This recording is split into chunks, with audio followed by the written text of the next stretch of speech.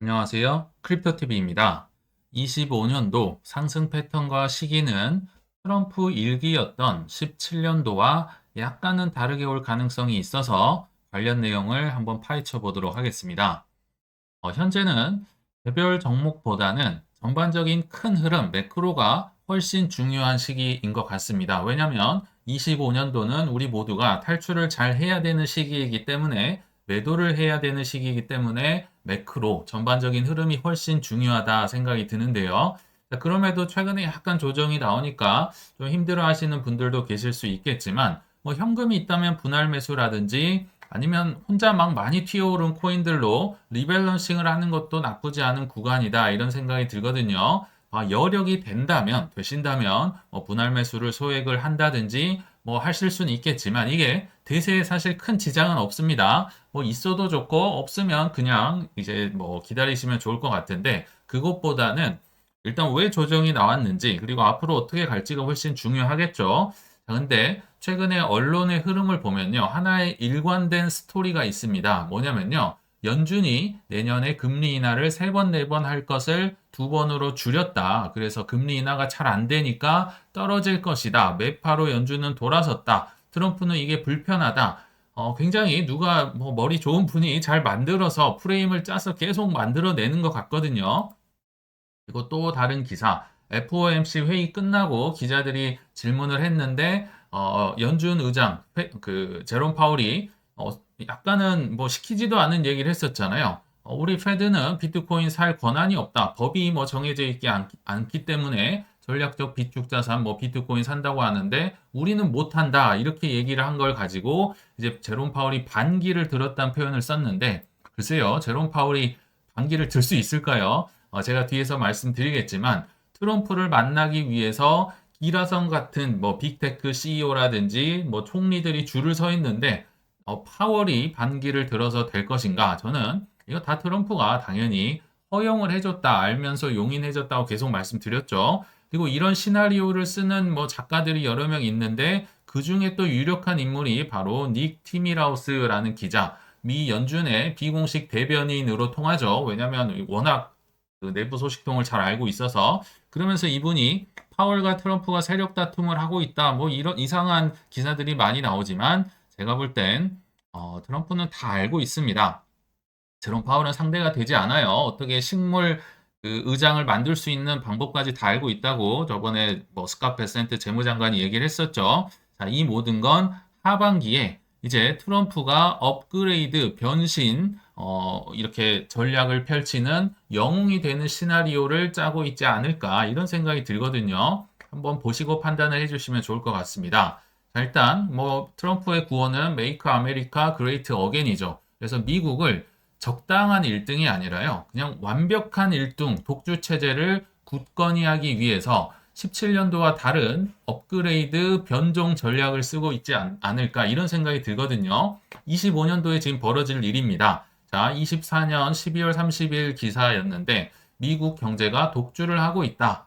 대충 1위가 아니라 올해 G7 중에 GDP 성장률이 압도적인 1위를 기록할 것이다 라고 IMF가 예상을 했다고 합니다. 자, 올해 24년 기준입니다.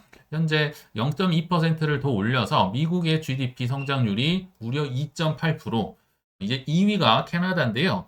절반도 안 됩니다. 1.3% 24년에 성장했다. 영국, 프랑스 1.1%, 일본과 독일은 심지어 0.3, 독일은 그래도 나름 강대국, 세계에서 제일 잘 사는 강대국들인데도 0%, 1% 하고 있는데요. 이 미국이 사실 비정상적인 거죠. 거의 3% GDP는 있을 수 없는 성장인데 지금 독주 체제를 굳히고 있어요. 자, 그러면 일단 트럼프가 17년도 일기 집권을 했을 때 전략을 알아야 뭐가 또 변경되는지 알 수 있겠죠. 그때 당시 그의 트레이드 마크 전략들 우리에게 굉장히 익숙합니다. 주식을 일단 무조건 약간은 무대포처럼 끌어올리는 전략. 물론 뭐 고관세도 있고 여러 개 있지만 달러 약세시켜 약달러로 주식 끌어올려. 금리 인하 엄청나게 해. 그래서 제롬 파월이 금리 인하 자꾸 말 안 듣고 안 하니까 뭐 잘라버린다 했던 게 바로 그 이유입니다. 그리고 반이민 정책, 뭐 멕시코든 어디든 다 들어오지 마. 또 반중국 정책, 누구보다 직접적으로 제대로 때렸던 전략들인데, 자, 이 전략들이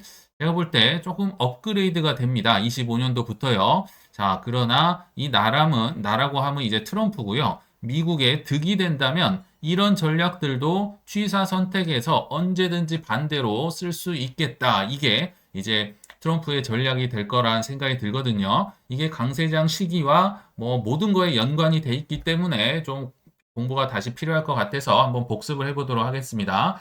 자, 마가를 위해서 트럼프가 신공화당 정책, 전통적인 전략을 물론 쓰기도 하지만 완전히 공화당을 벗어난 전략도 씁니다. 예를 들면 공화당은 약간 지출을 줄이고 이런 성향이 있죠. 민주당이 지출을 늘리는 경향이 있는데 지금 트럼프는 어마어마한 양의 이제 유동성을 넣으려고 하고 있죠. 그러니까 비욘드 공화당입니다. 그리고 일기 전략 국한되지 않을 거라 생각이 들거든요. 자, 첫 번째로 볼게 바로 약달러가 바로 올 것인가 아니면 조금 시간차를 두고 올 것인가인데요. 자, 이게 US 달러의 인덱스 지표입니다.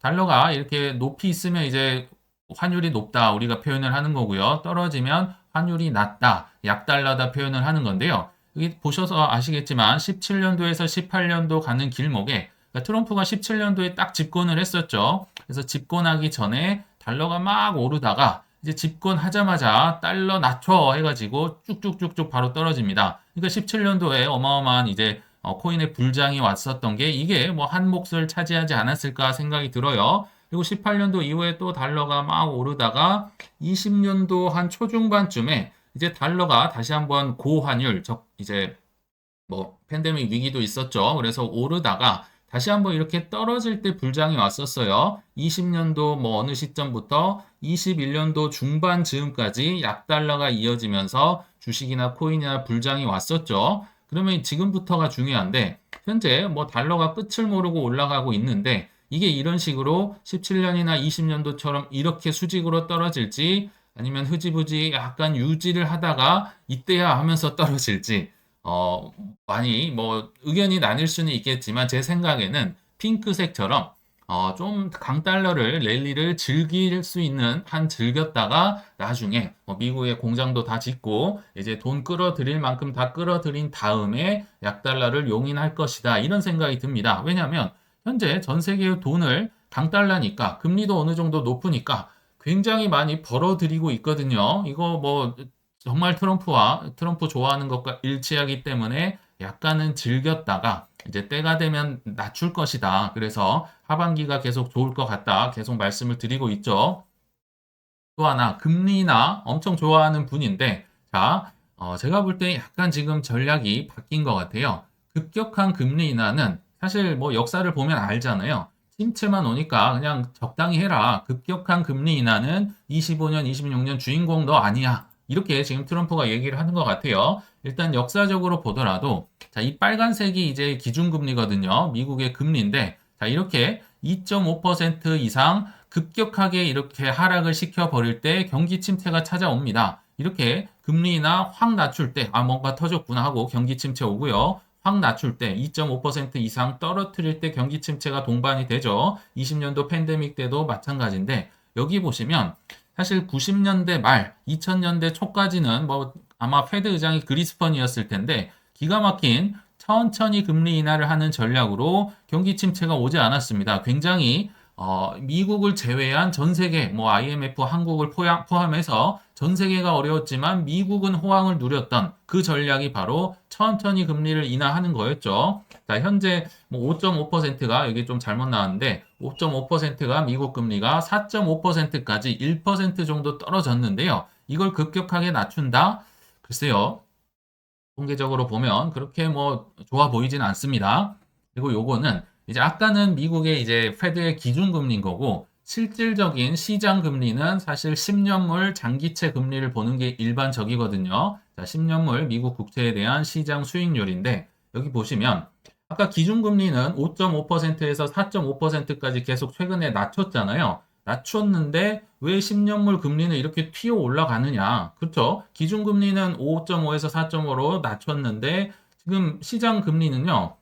반대로 가고 있어요. 10년물 장기채 금리가 올라가고 있어요. 이 얘기를 다시 얘기하면 자, 금리가 오르면요. 미국의 국채 금리가 오르면 가격은 떨어집니다. 반비례를 합니다. 그래서 10년물 금리가 올랐다, 국채 가격이 떨어진다. 이 말인즉슨 현재 누가 미국 국채를 엄청 팔고 있다는 거죠. 자, 국채를 미국의 빚을 많이 사줘야 되는데 누가 많이 팔고 있다. 굉장히 미국의 위기 신호로 볼 수 있습니다. 누가 팔고 있는 걸까요? 한 두세 달 전에 소개를 해드렸던 뭐 월가 헤지 펀드의 뭐 전설들이죠. 폴 튜더 존스, 그리고 드로켄 밀러, 뭐 연간 30년간 그 연환산 수익률이 매년 30% 이상을 기록하는, 그리고 단 한 해도 손해를 보지 않은, 그러니까 규모가 좀 작아서 그렇지 사실 뭐 그 워런 버핏을 능가하는 친구 중에 하나가 드로켄 밀러거든요. 이 두 분 이외에도 많은 분들이 미국의 10년물 장기채를 지금 빅숏을 치고 있습니다. 그러면서 그 드로켄 밀러가 한마디 했었죠. 이거를 내가 6개월간 빅숏을 칠지 6년을 빅숏을 칠지는 모르지만 아무튼 나는 국채를 엄청 팔고 있다. 국채를 판다는 거는요, 금리가 올라간다는 겁니다. 그러면 아무리 이제 트럼프가 뭐 적당한 중금리를 유지하고 싶다, 계속 이런 말씀을 드렸는데 그래도 금리가 오르는 건 안 좋습니다. 적당히 유지하는 게 좋지. 그래서 재무부 장관을 두 명의 큰 후보가 있었죠. 스캇 벤센트라는 분이 있고 그 하워드 루트닉이 있었는데, 물론 친 비트코인은 하워드 루트닉이 더 이렇게 친 비트코인 테더랑 뭐 거의 자웅동체잖아요. 그럼에도 불구하고 스캇 벤센트를 임명한 이유는 이 친구가 그 조지 소로스의 오른팔로서 영국 공매도 칠 때요, 이 친구가 인턴이었습니다. 그러니까 그 헤지 펀드들이 이렇게 공격한다, 이렇게 영국까지 때려 눕힌다는 거를 누구보다 잘 알고 있습니다. 조지 소로스에게 잘 배웠었죠. 그래서 이 공격하는 이 선수들을, 자, 이렇게 공격을 이제 같이 해본 이런 전문가 친구가 수비를 하면 남들보다 잘 막을 수 있지 않을까 해서 트럼프가 하워드 루트닉 대신 이 친구를 이제 지명을 한 거죠. 스캇 벤센트. 그러니까 이렇게 이분들이 공매도 치고 하는 걸 뭐 마술을 부려서 제니 델런처럼 막아내는, 그러니까 금리를 막 이렇게 오르지 않고 적당 수준 유지시킬 수 있는 이제 중책을 맡았다. 이렇게 보시면 됩니다. 굉장히 뭐 베테랑이고요. 뭐 게이라는 얘기도 있던데 아무튼 능력은 출중한 분이다. 이렇게 생각을 하시면 됩니다.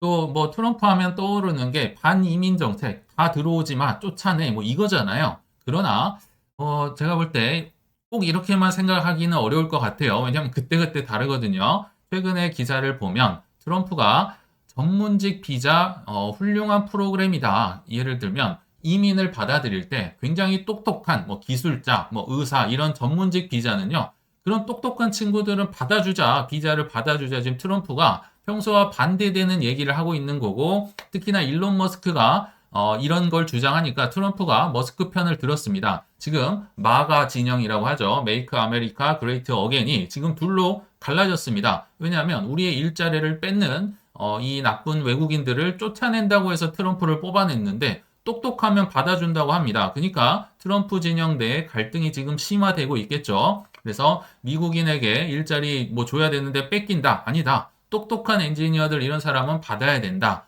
맞서고 있는데 미국을 위해서는 뭐 똑똑한 친구 받는 게 좋겠죠. 그래서 취사 선택을 하고 있다. 그리고 12월 11일에도 이런 기사 보셨을지 모르겠어요. 미국에 10억 불 이상 투자하는 기업은 인허가 뭐 아무거나 이제 신속 처리를 해주겠다. 기업만한테 얘기한 건 아니고요. 개인에게도 한 얘기인데 보통 많은 돈은 이제 기업들이 들고 있죠. 이 얘기인즉슨 트럼프는 부자들, 똑똑한 이민자들 다 들어와. 내가 받아줄게. 돈 많은 애들, 똑똑한 애들 다 받아줄게. 평소와 다른 지금 실리를 추구하고 있다는 얘기를 드리고 있는 얘기입니다. 또 반중국 정책, 이것도 재밌습니다. 반중국의 뭐 최고봉이 트럼프였잖아요. 근데 일단 마러라고라고 해서 이제 트럼프의 리조트가 있습니다. 여기 와서 한번 사정해봐라. 그러면 뭐 누구든 달라질 수 있을걸. 이게 지금 이 트렌드라고 보시면 좋습니다. 12월 29일자로 해서 빅테크 수장들이 대세는 마러라고, 이게 트럼프의 이제 리조트인데요. 여기만 찾아가면 트럼프를 여기서 이제 뭐 뇌물을 주든 뭘 하든 구워 삶으면 좀 살 길을 찾았다. 심지어 이제 중국 틱톡 금지법 아마 들어보셨을 겁니다. 바이든이 이제 시행한 정책인데 틱톡까지 여기 마루락으로 날아가서 좀 이렇게 얘기를 해봤더니 구사일생이 됐다. 틱톡 지금 살아나고 있습니다. 트럼프가 틱톡 편을 들어주면서 법원에다가 지금 소송 막 이렇게 하고 있는데 틱톡에게 시간을 더 달라. 틱톡 옹호 발언을 막 하기 시작해요. 뭐 이걸 파고 들어가 보면 뭐 좀 재밌긴 한데 공화당의 제프 야스라는 친구가 의원이 있는데 틱톡의 대주주입니다. 근데 트럼프가 이렇게 때려버리면 안 되겠죠. 지금 같은 공화당인데. 그리고 실제로 틱톡에서도 트럼프를 약간 옹호하는 이런 뭐 SNS로서 활용을 했던 것도 기억이 있거든요. 그래서 제프 야스가 뭐 결론은 이거죠. 트럼프에게 틱톡 좀 잘 봐줘라. 그리고 뭐 젊은 층에게도 틱톡 어필할 수 있지 않냐. 틱톡 이렇게 다 쫓아내버린다. 틱톡 지분을 미국에게 다 팔아야 된다. 지금 이게 핵심인데 젊은 층도 잡고 뭐 나쁘지 않다. 그래서 지금 트럼프를 좀 약간 어, 이렇게 설득을 시켰거든요. 그러니까 트럼프가 뭐 이런 건 이제 뭐 언론의 공개는 잘 안 되는 거고 이 마지막 틱톡 죽이면 페이스북만 좋아지잖아. 메타만 좋아지잖아. 아시겠지만 저커버그 굉장히 싫어합니다. 트럼프랑 둘 다 뭐 사이가 안 좋거든요. 이런 식으로 트럼프는 얘기를 하면서 틱톡 옹호 발언을 이어가고 있다. 그러면 그 도대체 말어라고라고 하는데 누가 찾아갔느냐? 가장 먼저 마크 저커버그 뛰어가야 됩니다. 이분 큰일 트럼프랑 사이가 너무 안 좋았거든요. 가장 먼저 뛰어갔고 구글 CEO 뛰어갔고 애플 CEO 갔었고요. 손정희 회장 뭐 어마어마한 돈 투자한다고 발표를 했었죠. 틱톡 CEO 당연히 뛰어갔어야 되고 제프 베조스도 당연히 갔어야 됩니다. 거의 마크 저커버그랑 쌍벽을 이룰 정도로 트럼프 싫어했고요. 또 그 뭐 언론사도 뭐 가지고 있잖아요. 그러면서 이 트럼프에게 뭐 16년도인가 7년도인가 트럼프가 당선이 안 될 줄 알았나 봐요. 그래서 본인이 이제 그 우주선 개발하는데 트럼프는 달나라로 보내버려야 된다. 뭐 이렇게까지 얘기했었는데 현재는 뭐 기부도 뭐 100만 달러가 하면서 이렇게 뛰어갔다고 합니다. 그러면서 지금 몇 명 안 보인다. 제가 써놨는데 빌 게이츠가 예정이 안 보이고 있습니다. 그래서 트럼프가 한마디를 합니다. 빌 게이츠 뭐 또 선거 직전에 한 5천만 달러인가 민주당에 이렇게 막 후원을 하고 뭐 내가 당선되면 뭐 미국을 떠나네 마네 했었는데 당신 지금 우주의 중심 말하라고 언제 오나 이렇게 압박을 하고 있고 실제로 뭐 갈 거라고 얘기를 했다고 합니다. 이런 식으로 뭐 특히 뭐 반중국 뭐 다 필요 없습니다. 그냥 미국에 도움이 되면 트럼프는 받아준다. 이 한 예가 예전에 뭐 보셨겠지만 저스틴 선이 월드 리버티 파이낸셜이라고 트럼프 일가가 운영하는 그 디파이 프로젝트 있잖아요. 거기에 많은 돈을 후원을 해서 월드 리버티를 삽니다. 그러니까 저스틴 선 들고 있는 WBTC로 막 본인들 포트폴리오 채워 넣었었잖아요. 받아준다는 거예요. 그리고 테더하면 중국계인데요. 아시겠지만 하워드 루튼이 아까 재무장관이 될 뻔했으나 상무장관으로 뭐 약간은 밀려났다고 할 수 있는 이 친구가 근데 거의 테더와 자웅동체입니다. 테더를 통해서 쉽게 말하면 돈놀이를 할 수 있는 이제 비트코인 관련 돈놀이를 하는 친구가 하워드 루트닉인데요. 테더를 내칠 수 있을까요? 지금 나에게 돈을 대주고 있고 미국의 빚, 국채를 테더가 엄청나게 많이 들고 있잖아요. 그러면 내 편으로 받아들일 수 있다. 그래서 무조건 중국이라고 막 때려 맞고 이게 아니라요. 실리를 추구하는 정책을 편다. 이것도 한번 참고로 말씀을 드려봤습니다. 자, 뭐 좀 길어지고 있긴 한데, 자, 그러면 대상승 언제야? 굉장히 중요한 거, 다시 복습입니다. 연준의 지급준비금을 좀 살펴봐야 된다. 이게 이제 유동성과, 이게 지급준비금이 높으면 유동성이 높다. 이렇게 표현을 한다고 예전 말씀을 드렸는데, 결국 지급준비금이 충전이 된 이후에 빵빵하게 채워진 이후가 이제 뭐 거의 불장의 정점이지 않을까 생각이 들거든요. 그래서 역시 그 패드의 연준의 지급준비금 차트를 한번 가져와 봤습니다. 여기 제가 빨간색으로 표시한 게 뭐 나름 지급준비금이 지금 올라가고 있는 17년도에 나름 18년까지 분위기 좋았잖아요. 뭐 확연하게 상승은 아니지만 이때도 좀 불장이 왔었고 20년도에도 지급준비금이 거의 뭐 수직으로 뭐 치솟고 있죠. 이때도 사실 20년도가 그 여름쯤에 디파이 썸머가 왔던 게 이것도 한몫하지 않았을까 생각이 듭니다. 유동성이 좋아졌다. 그리고 본격적인 상승은 21년이었죠. 21년도 초부터 22년 초까지 어마어마한 지급준비금 잔고가 올라가면서 불장이 나왔었다. 반대로 이게 파란색으로 떨어지는 구간엔 하락장이 찾아왔어요. 18년도, 19년도. 그리고 역시 20년도 기준으로 지급준비금이 훅 떨어지면서 하락장이 찾아왔구나. 뭐 어렵지 않게 알 수 있겠죠. 그럼 지급준비금이 왜 이렇게 중요하냐? 이게 왜 유동성을 좋다고 얘기하느냐? 부연 설명을 드리자면, 자, 지급준비금의 잔액이 올라가 있다, 빵빵하다는 뜻은요, 결국 시중이나 은행에 돈을 뿌릴 수 있는 근본, 돈 창고가 굉장히 많이 차 있다는 뜻입니다. 이게 유동성이 많다. 뭐 다 빌려줄 수 있을지 없을지는 모르지만, 아무튼 이 돈에 뿌리가 막 빵빵하게 차 있다. 이게 이제 유동성의 핵심이라고 보시면 좋을 것 같아요. 자, 그래서 예전에 한번 말씀드렸지만 여기서 뭐 지급준비금이 바로 올라가느냐 아니면 천천히 한번 뭐 좀 밑으로 찍고 올라가느냐인데 저는 뭐 이런 식으로 가지 않을까 생각이 들거든요. 25년 2분기 내에 아마 부채 한도 협상이 뭐 이게 폐지가 되든 상향이 되든 협상이 될 거라고 예상은 하고 있습니다. 근데 이게 조금씩 뭐 뒤로 막 트럼프가 뭐 무조건 폐지해야 된다. 그리고 뭐 여당 야당 막 반대가 있고 하면 이게 질질 끌어질 수 있겠죠. 데드라인은 6월이라고 보는데 이게 7월로 좀 넘어간다 하면 이제 뭐 중내산의 뭐 디폴트 얘기 나오면서 약간 사이클이 뒤로 밀릴 가능성도 있습니다. 그러나 현실적으로는 2분기 내에 아무튼 협상이 될 거라고 보는데 그러면 그 전에는 약간 좋을 수 있겠다 말씀드렸었죠. 카드 돌려막기. 그러나 부채한도 협상이 완료되면 직후에는 약간 조정이 나올 수 있다.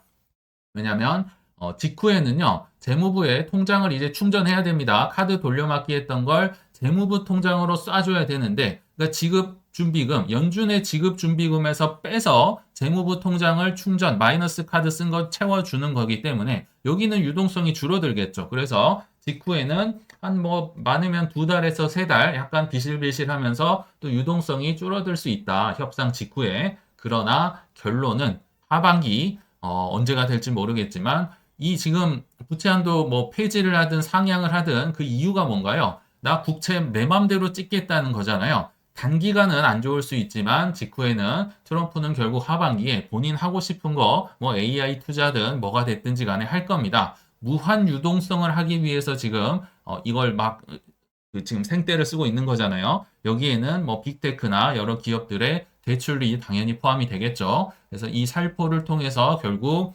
어마어마한 상승, 트럼프가 지금 뭐 시간표를 이렇게 짜놓고 있지 않나 한번 추정을 해봤습니다. 그래서 오늘 한번 결론을 내려보면요. 25년도 하반기는 훨씬 좋을 것이다. 이게 오늘의 결론입니다. 좀 복습한 감도 없잖아 있는데 오늘 여러 가지 매크로를 공부한 결과를 좀 말씀을 드려봤는데 아시다시피 시장은 생물처럼 움직이는 관계로 만약 또 뭐 추가적인 변동사항이 생긴다면 얼마든지 바뀔 수도 있습니다. 그런 일이 생기면 한번 업데이트를 해 보도록 하겠습니다. 시청 감사합니다.